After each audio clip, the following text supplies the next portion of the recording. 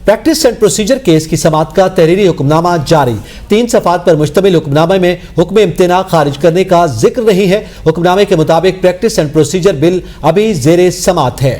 Chief justice के मुताबिक वो 2 सीनियर जजेस से बेंचेस की तश्कील पर मुशावरत करेंगे।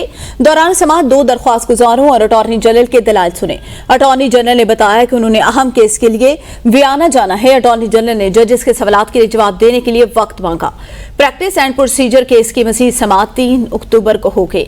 बशारत राजा से मजीद तफसीलात जानते हैं। सवाल से जी बशारत राजा बताएगा, प्रैक्टिस एंड प्रोसीजर केस की समाअत का तहरीरी हुक्मनामा जारी।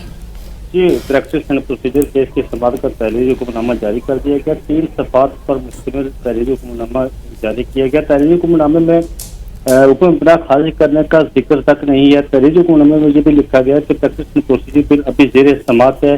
चीफ जस्टिस के मुताबिक वो 2 सीनियर जजेस से बेंचेस की तश्कील पर मुशावरत करेंगे। तहरीरी हुक्मनामा में ये भी लिखा गया कि दौरान समाअत 2 दरख्वास्त अटॉर्नी जनरल के दलाइल सुने के।